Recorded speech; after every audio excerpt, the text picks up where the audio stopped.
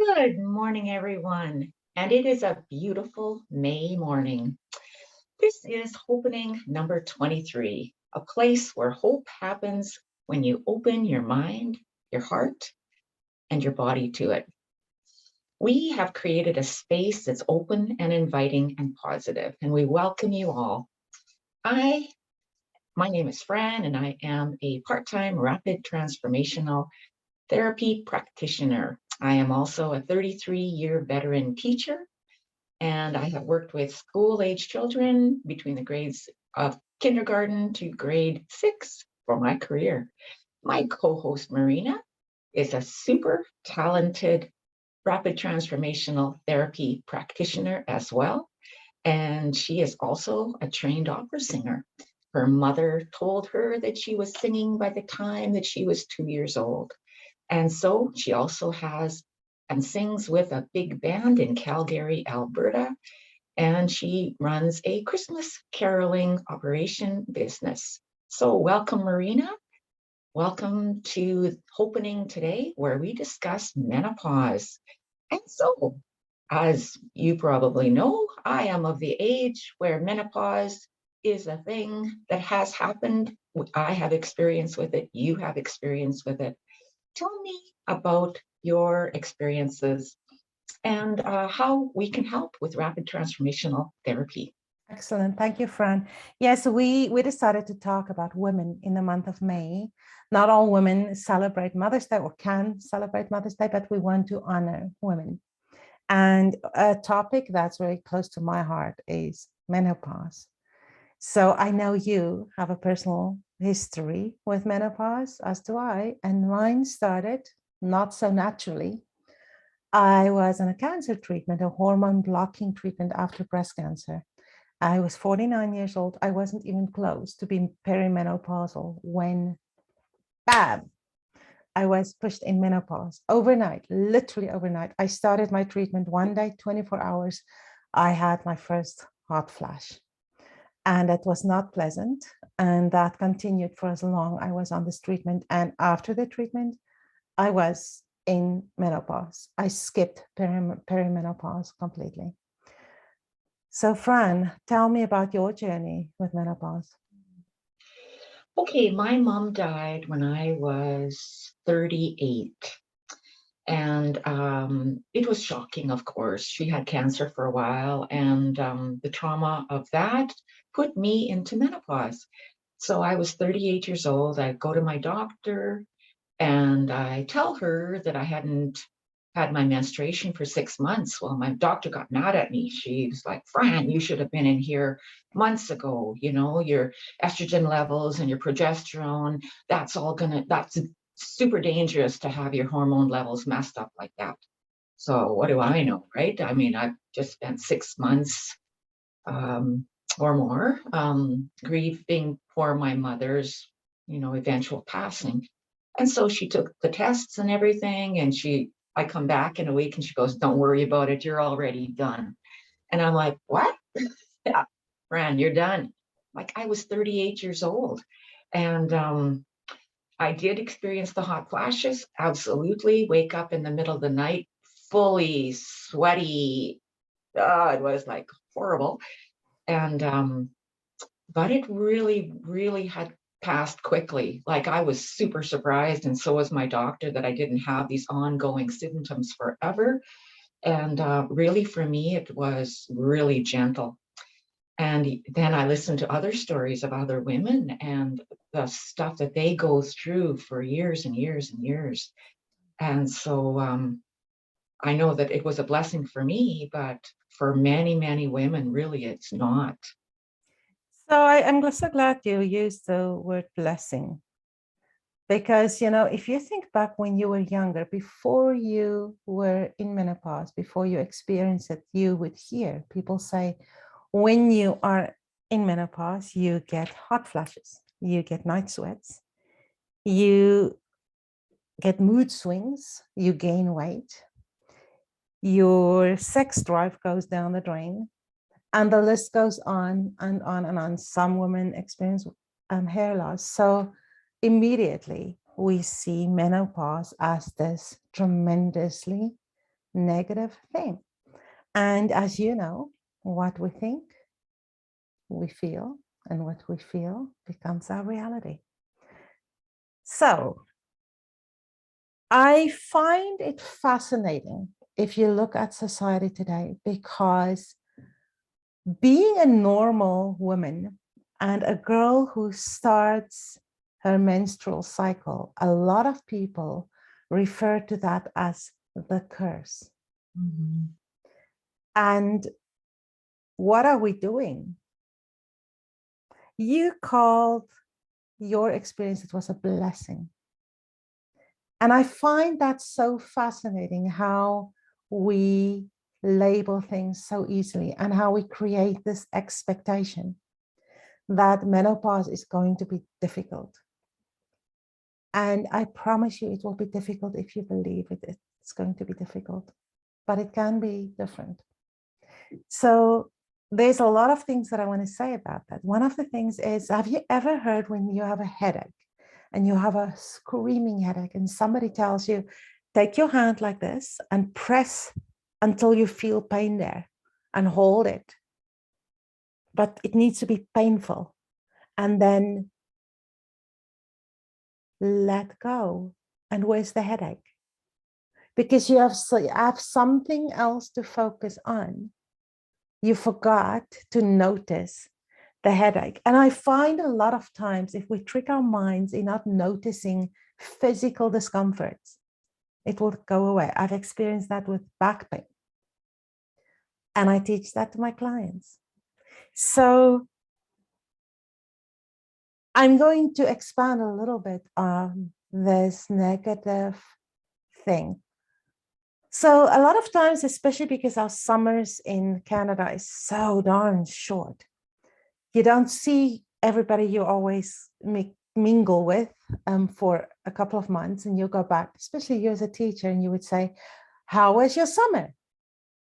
And I frequently hear, it was too short. The weather was nasty. What summer? It was too rainy. It was too hot. We had too much hail. Mosquitoes. Mosquitoes, right? Mosquitoes. So there's not one positive in there, not one. I love to sometimes observe when we have a weather event that on Facebook, people would say, oh my gosh, it's so hot. Why is it so hot? And then at the end of the summer, that person would say, oh my gosh, summer is over. And what summer? We only had like 2 hot days. So I wonder a lot of times how much of a reality we create for ourselves in, and climate is an extreme, interesting topic to discuss, because if we only complain, no wonder the planet is so confused. So, but if we're grateful for everything, and yeah, I know people who live in tornado world. I know that's devastating. I know. And I'm not disputing that. And I'm very grateful that I once saw one in the horizon, but it never really touched me. So I know there are extremes, but we are complaining. As women, we complain that we have periods. We complain about that. We see it as a curse. As older women, we start to expect menopause as a curse. I looked at different viewpoints of this, and our mentor Marissa Peer feels that our bodies doesn't really need menopause anymore. And I have not done enough research on this that I can say yes or no or dispute that. But what I do like is how she used visualizations and RTT to make the sting of the symptoms less.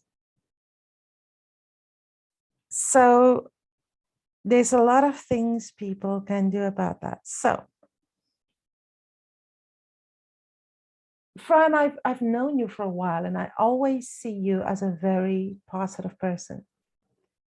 And even when we talk about luck, you are the lucky one. You were born at a certain time, and you were the New Year's baby in the town you live, and so you were always lucky. It's almost born with a golden spoon in your mouth, or silver spoon. I can't even remember what it's called, but and in this case, I look at you and I look at your positive demeanor and all this is. So tell me, do you think being positive, and you use the word blessing, do you think that changed your outcome? I never thought about it until now, but yes, I think so.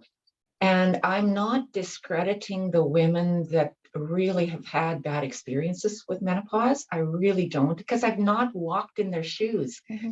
I don't know what it's like to have a period that lasts 3 weeks, right? I don't know what that's like. Exactly. And my mother never talked about menopause in that way either. You see how that works, right? And because my mom didn't talk about all the curses of menopause, I don't think her mother did. So, we learn what we're taught. We learn, there's all the generational stuff. So I believe there's a lot to that. And I'll tell you this too, Marina. I've got 4 sisters. So there's me and 4 sisters. And my sisters never talked in that way about menopause either, but they didn't talk that way about having their period. So, I know students at school, and this is heartbreaking for me.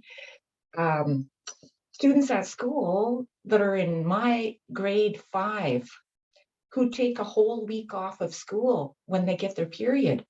So that's shocking to me that somehow, they've learned that having your menstruation should make I don't know, just disrupt your life to the point that friendships stop for a week, activities outside the home stop. And it's not because of religious beliefs. It's just, I have my period, so I'm taking this week off of school. And it's not the child who decided this. They're in grade 5. Who decides this? So what we learn from our parents, we take on, we live, we teach our children, which creates this cycle. Um, I'm not sure what it was like in your household. What was it like in your household in Um, regards to that? my mom had a hysterectomy very early, so she had to go on hormone treatments, and that also brought the hot flashes and everything. And it was widely discussed. It was having a period was really a big thing. It was a debilitating thing. And Mm. the interesting thing, Fran, doing the work that we do today, a client of mine struggles with infertility. So we did a session and I regressed her to what is the root cause of your infertility. And you will not believe it. It was, oh, I hate having periods. Why do I have to have periods? And so in RTT, we were able to change the meaning of that, to start to see, but if I don't have periods, I probably will never have children. So we were able to reverse that. And that's very important for me to mention that, because what we think can really become a reality. If you wish to never have a period and the period goes away, and then one day you want children, then you understand the importance of the balance in your body as a woman. And then suddenly not having a period is not a blessing, it's a curse. It's a reverse meaning, where for a long time you thought, okay, having a period is a curse. It's different. And I feel in a very big way the same with menopause. I work way more with women in menopause than I work with younger women who need fertility. I have, but I think the clients who are drawn to me is people that are going through stuff I have. And one very fascinating trend for me about a woman in menopause, they call it the change. But I Mhm. don't think it's only a physical change. I think it's an emotional and almost a spiritual change.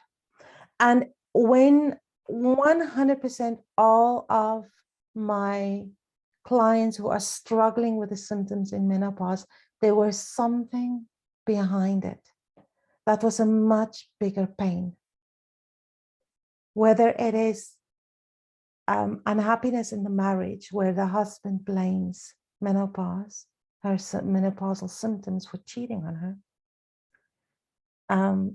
Whether it is a change in their intimate relationship, whether it is suddenly all the children is out of the house and I'm sitting with, oh, what's my purpose? Why am I here? That is the more common one, where everything is imploding. I'm alone. I sacrificed my entire life for my children. And even those who work full time, when they got home, it was kids, kids, kids, kids, kids, kids, kids. And now suddenly the kids are gone. And they get home at night and they are like, why am I here? So to me, there is such a huge parallel between, let's call it a midlife crisis and menopause. And when you have this pain in your soul where you question your own existence, everything else looks darker. So in a lot of cases, once I help my clients to refocus themselves and to go find out, but why am I here? What would I love to do for the rest of my life? And start to focus every day on that. Everything else changed. So I come back to, you have a headache, you create another pain or another focus, and suddenly the headache is gone. And it's exactly the same. You have menopausal symptoms, you have a pain. Let's refocus that pain. Let's help you to get a new plan, something that you can be passionate about. Find out why you never thought you're good enough to do that. And let's start to run with it. Let's take steps towards that every single day. And suddenly you don't have time to worry about hot flashes anymore. And a lot of times I don't even notice it anymore. I like that. No, it seems that the world, for whatever reason, has told women it's so much easier to take certain drugs, or, if the certain drugs don't work, let's just get a complete hysterectomy, right? Let's just get it all out.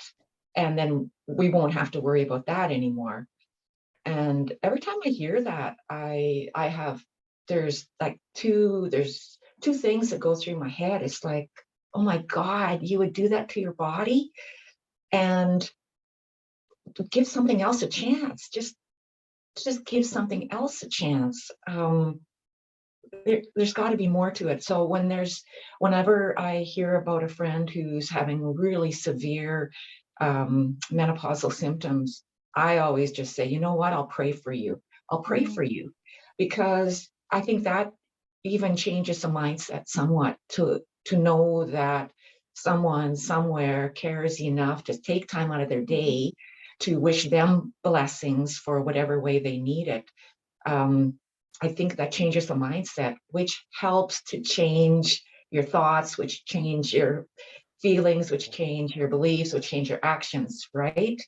If the world just said to whoever it was, I'll pray for you.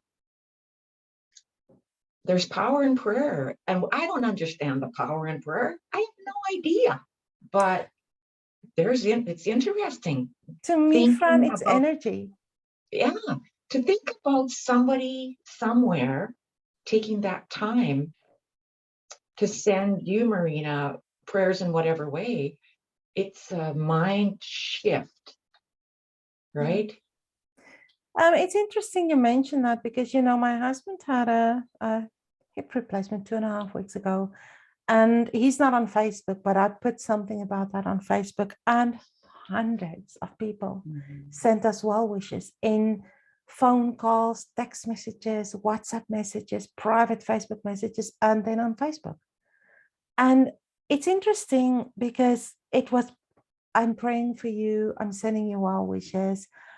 And he recovered exceptionally well. And afterwards, him and I had a discussion about it. And he said, you know what?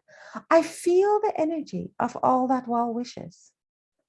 And isn't that just a beautiful thing? And I think we can apply that to every single thing in life. So when you get those hot flashes, or I want to talk about weight gain during menopause as well.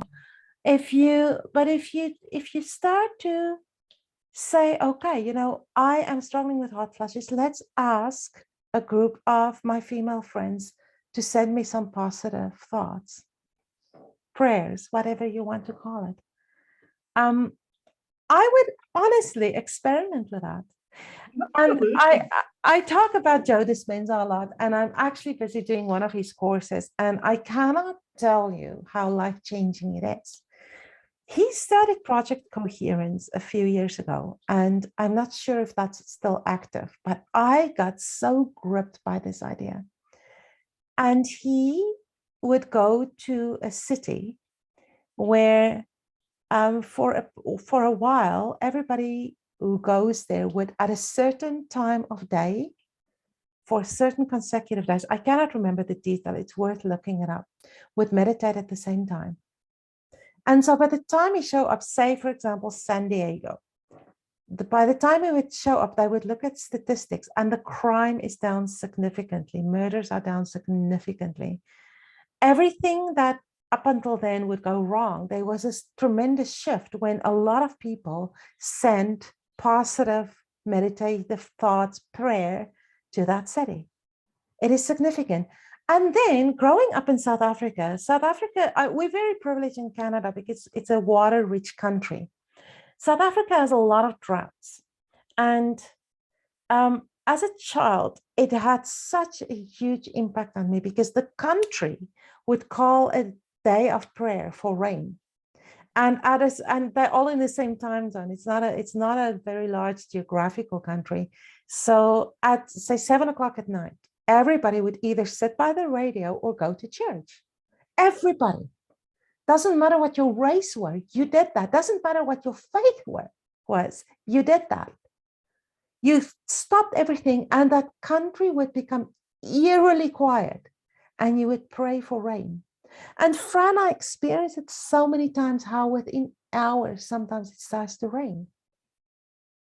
And it's that energy shift. So if you start to think positive thoughts about a change that your life is going through, and you're going through that change because you are a normal woman,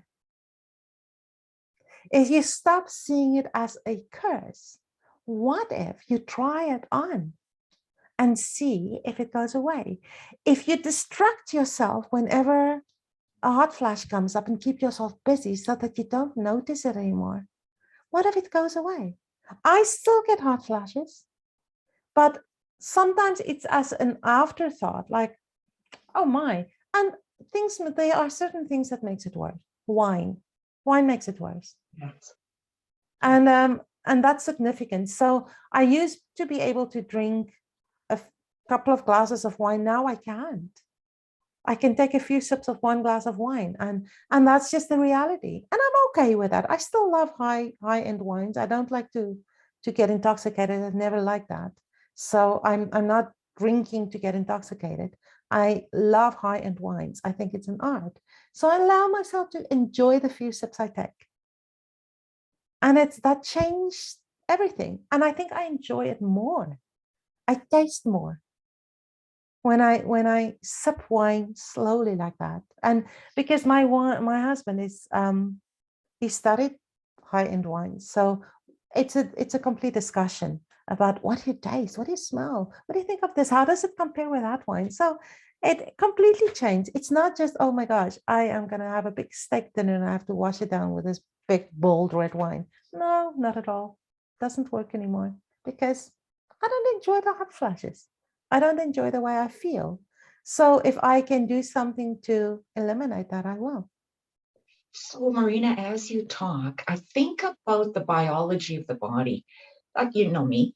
So I think about, okay, there is weight gain in menopause and there are the hot flashes. Um, but if we looked at this biologically, okay, so there's a weight gain. Why? Well, you and I both know because we've had issues with food. We know that fat cells hold extra water, but fat cells also hold vitamin D in the body. So vitamin D is not a water soluble vitamin. Vitamin D is a fat soluble vitamin. And in order for your calcium to connect to deposit in your bones properly, you need vitamin D. And the best vitamin D is not in the form of the pill. Vitamin D from the sun is the best vitamin D. But how do you store it in your body? You store vitamin D in fat. And so women tend to get weaker bones as they age, right? That's when osteoporosis sets in, that's osteopenia. That. So, what if the body, in its beautiful, natural, so intelligent way, says we need to put a bit of fat on Fran? She's 38, but she's at the end of menopause, menstruation now. We don't want her to end up with brittle bones. We'll put a little bit more fat on her so she can contain the vitamin D that she needs to make the calcium work properly. Does that make sense? What the body It would do? does. And biology is so interesting. And that's why I would never interfere with any client's medical treatments from a doctor, because there's a lot of it that I don't understand. And so we work with it.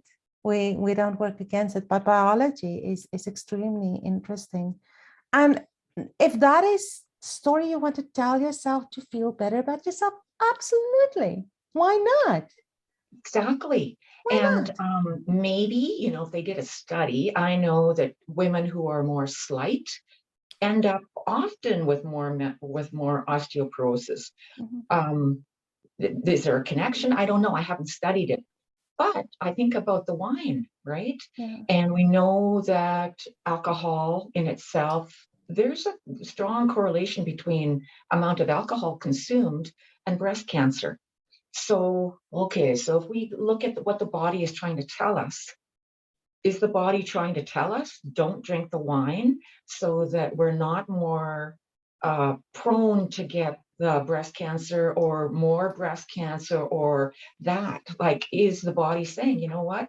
I'm not going to allow you to drink more wine anymore because it's not good for my cells. It's not good for the body. The body tells a story, right? The body always talks. So, it's interesting. Why do women go through menopause? It's happened since the beginning of time. Why? Uh, the body wouldn't mess with us if, and then we read all this stuff into it being a curse and whatnot. If we were just to look at it biologically, I'm sure there's lots of studies on it that I haven't done, but it's It's super interesting, interesting. Fran, because again, the mind, the power of the mind, the power of thoughts are so profound. Because I was in menopause when I lost 30 pounds because I wanted to. I wanted to. And if I want something, nothing is going to stop me.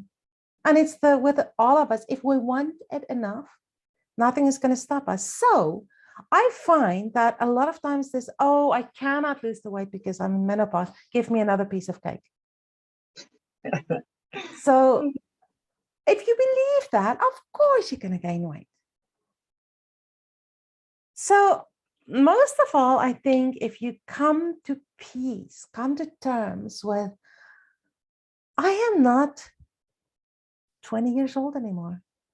I should not have the body of a 20-year-old woman. I should not strive to buy a size 0 jeans. I'm 54 and exactly like you said, I don't want to be a rack of bones. I don't. But we also live in a society where we are brainwashed to try and live forever, to try and look as young as we can forever. it is fillers, it is suctions, it is all sorts of things to try to look as if you are 2 years old. I don't want to name names, but I just watched a popular show on Netflix of a famous actress who is very old, but she had so much work done that she looks like she's in her 30s.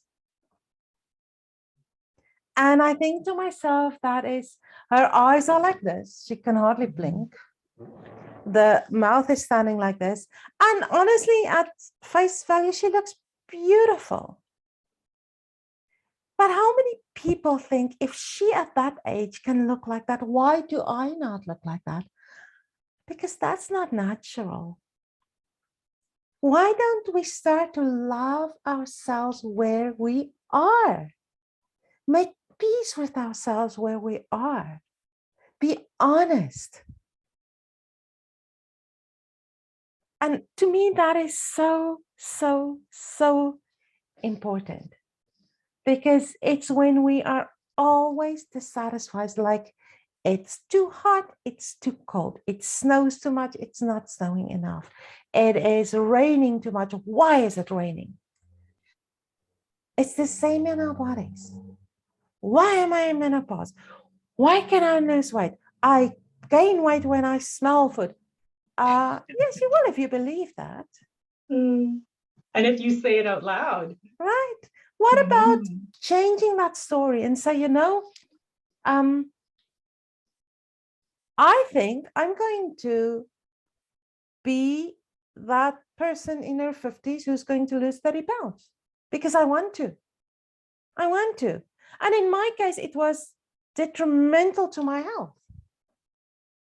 And my brother was just diagnosed with the same. He just turned 50, and it was the same with me. Fatty liver. Ooh. And he is skinny as a rake, but he's a sugar addict. So he would starve himself to a point and then eat only sugar. So I preach at him every day. But fatty liver, pre-diabetic. And then on top of that, give me cancer. And like you said, alcohol and breast cancer, it's the sugar. It's the sugar response, the insulin response. And because some cancers are really addicted to that bacteria that's being formed when your body has to produce sugar or insulin. So that's what makes it grow. And so, yeah, change the story. So for me, it was detrimental to my health. I want to be healthy. And it was great because I've lost the weight and I was in menopause. So honestly, Fran, my son said to me the other day, why do you always say if I can do it, you can do it too? It's like you sell yourself short. I'm like, no, because I'm just a normal human being. I've been through enough. I've been down. I've been that woman who sat and like, why am I here? That was me. So yes, I am 100% sure if I can lose weight in menopause, anybody can. Because it's the stories we tell ourselves. Yeah, I totally agree. So, Marina, how can what we do, our rapid transformational therapy, help people struggling in menopause right now? So like I used the example before, if you go and you request them and you ask them, so what is the, if they come to you, I want to get rid of my menopausal symptoms. You go in and you ask, what is the, where did it start? Where did the thought that you should have? I never say when did the menopausal symptoms start, because they would tell me, oh, I realized on my 50th birthday, whatever, like you, when my mom passed away, the shock made it happen.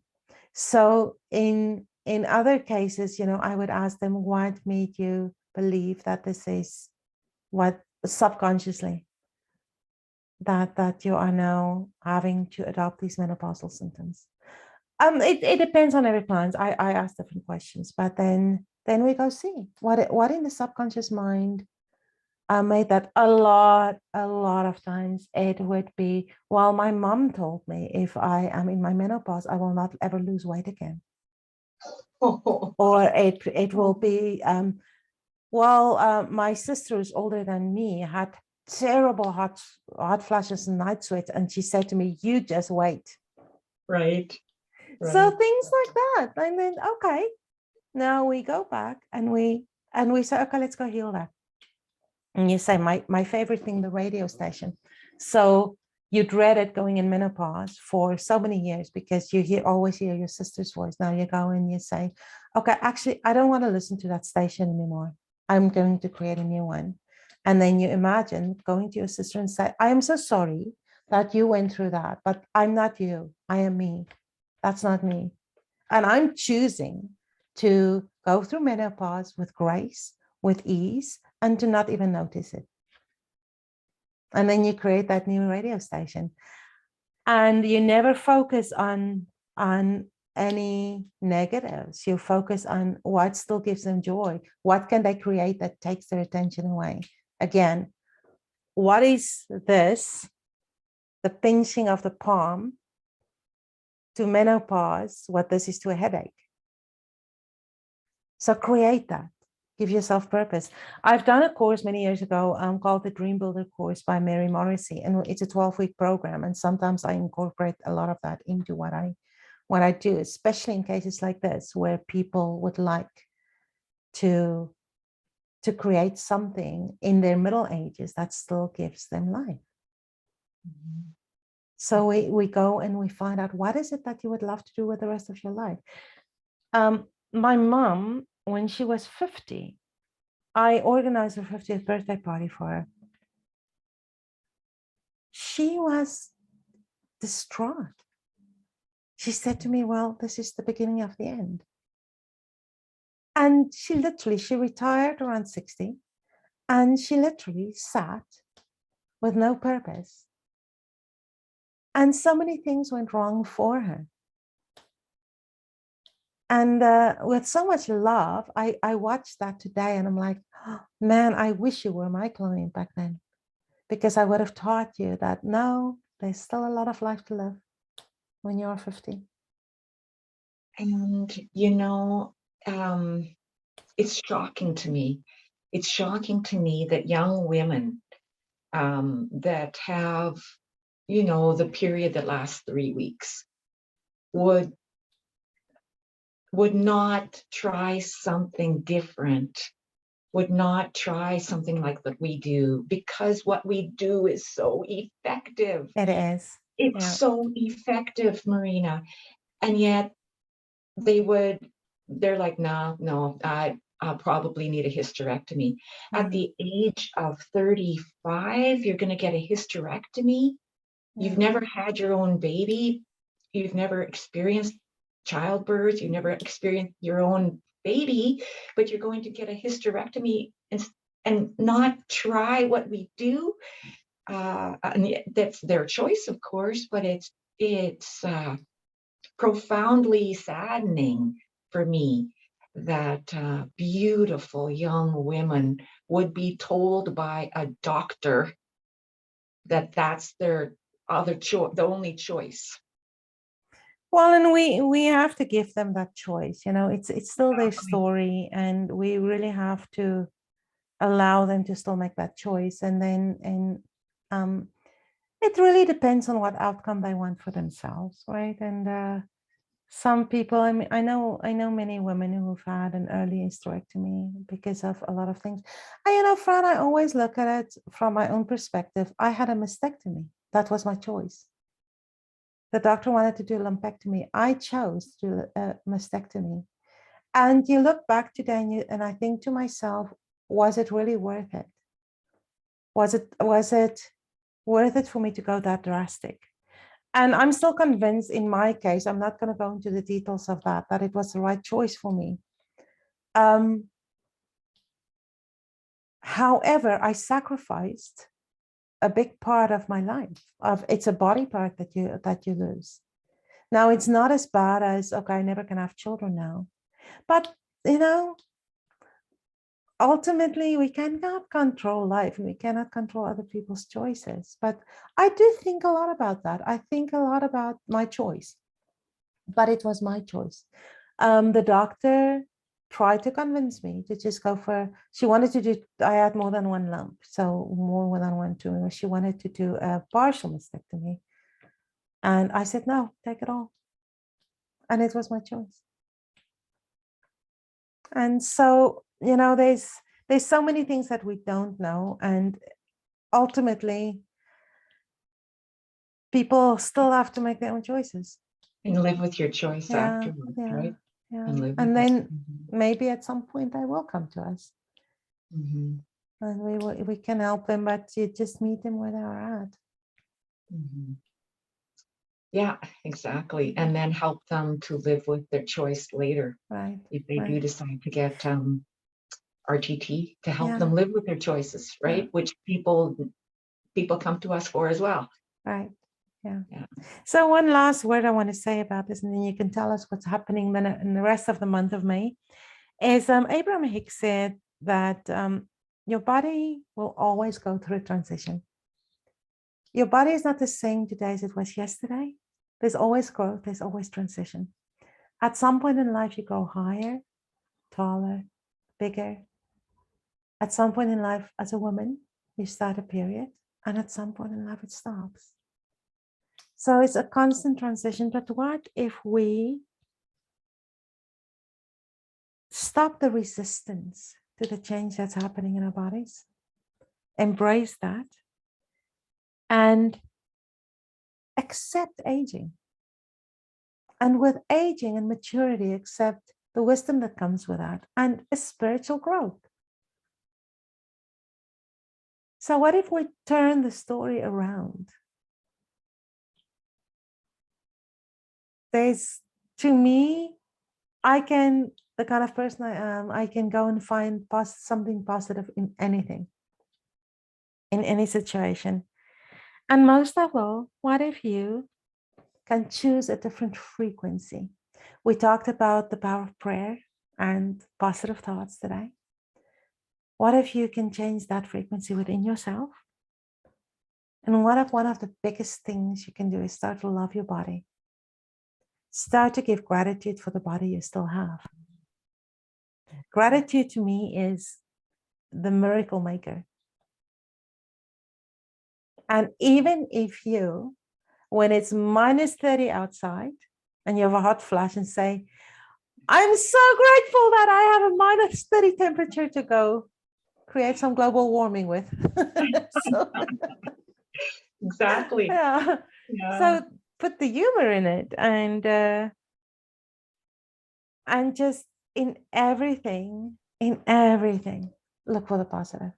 Right. Whether it's the rain outside, whether it is the cold, if we in every situation start to give gratitude instead of cursing it, I think we can change life.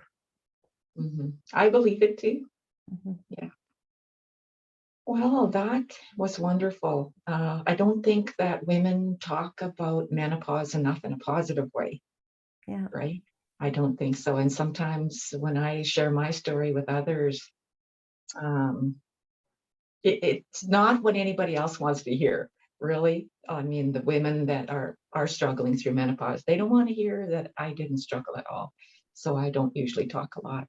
But I really like your wisdom about embracing the change and believing in your body and what the body is doing, the changes in the body that are necessary when you get to a certain age. It's like a tree, right? A tree can't stay a sapling its whole life, or it would never produce an acorn, and it would never be able to house squirrels, and it would never be able to hold, there's a reason that a tree grows and changes and the bark changes and gets thicker, and right, and we are part of creation as well. And so thank you for that. And so next week we have a special guest, and her name is Ola Damarats. And Ola is trained in conscious parenting. And because this is the month of May, and we celebrate women this month, and women are a huge part of parenting, of course. She's trained in this modality and she's learned from a very famous doctor from the States, and the doctor's name is Dr. Stafali. And they've got a totally different take on parenting children, which has nothing to do with discipline of the child. It has everything to do with who I am as a parent and my relationship to the child. So it's going to be enlightening, and I'm looking forward to her expertise and her visit with us next time. That sounds absolutely fantastic. Thank you, Fran. Yeah, thank you. We will see you all next time. Thank you for watching. Thank you for watching. See you soon.